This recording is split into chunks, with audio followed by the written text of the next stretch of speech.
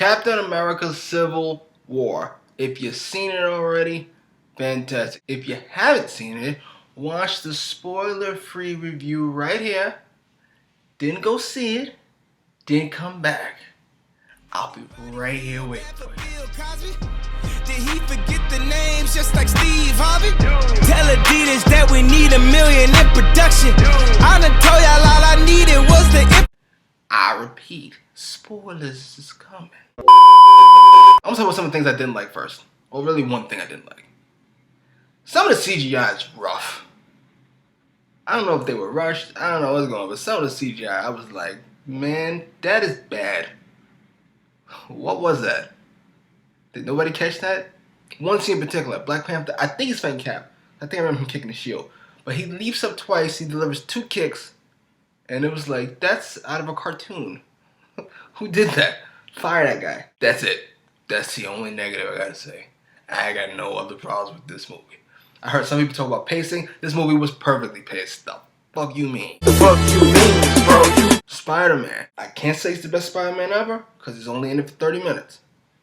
But his Peter Parker scene, fantastic. He kind of had that kiddie, funny going, and then we was talking about getting his powers. He got a little emotional. You could tell he had some depth to him. Tom Holland did a really good job as Spider-Man. That was done fantastic. You got to see the speed. You got to see the strength.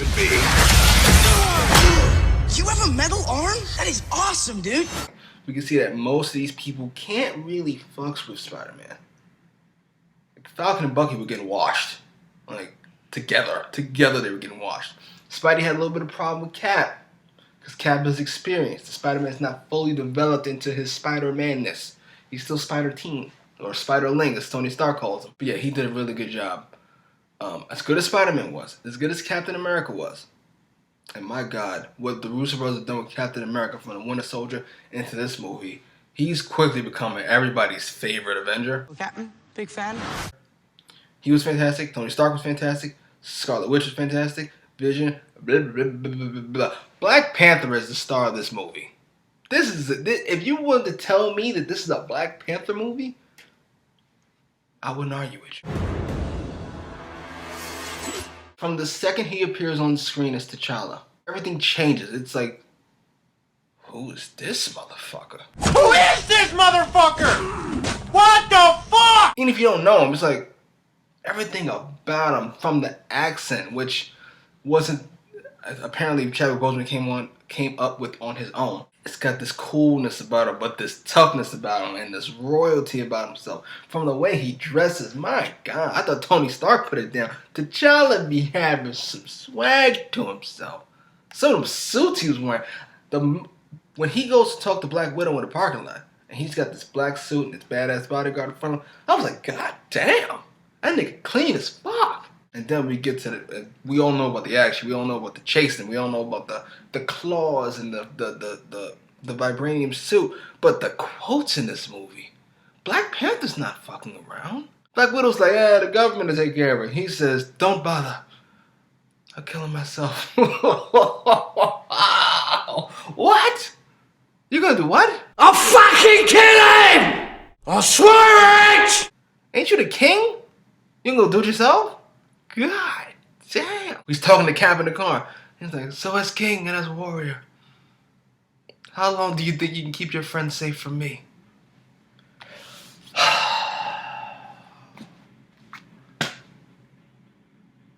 Oh shit. And then we see him. It's just, he starts out one way, something happens to him, and he's totally different by the end of the movie.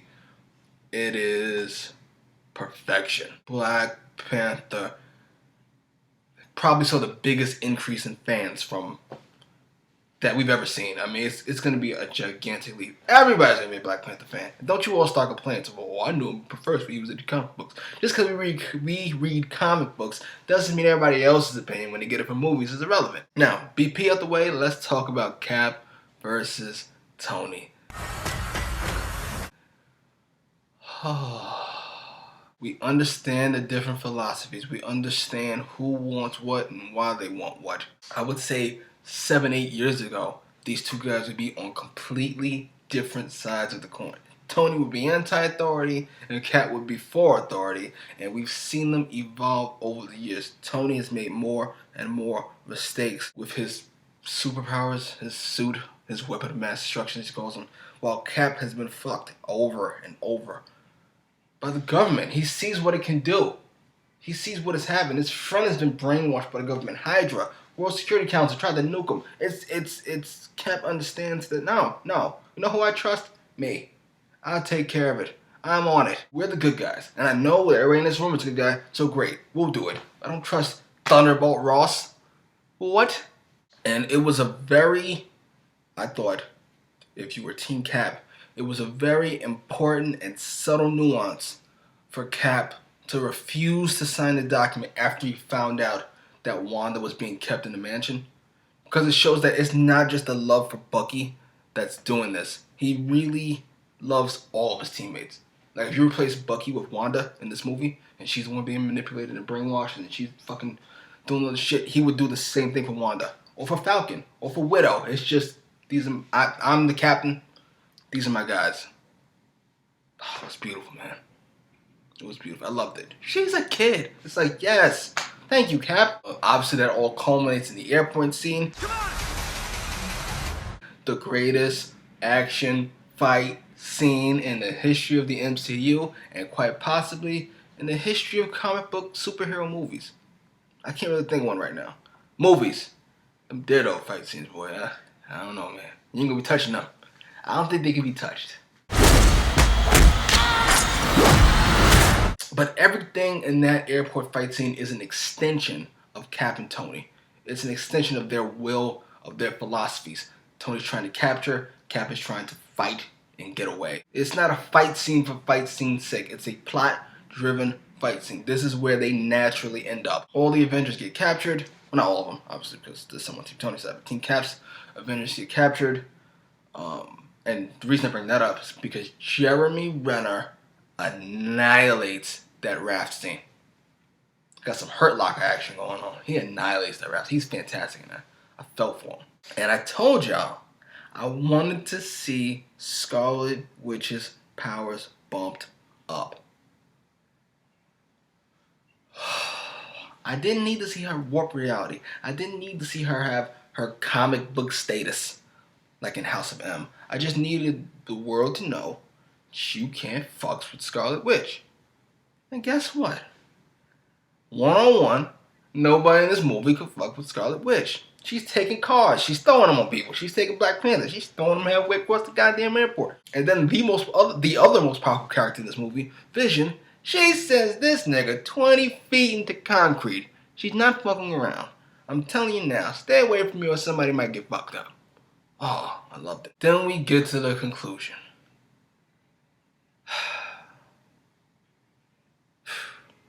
Baron Zemo was more of a plot device, more of a metaphor than like a scary villain.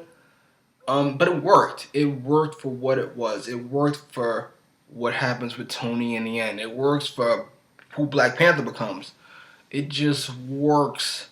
And then it helps us culminate in that last scene where Tony finds out that Winter Soldier killed his parents and Cap knew.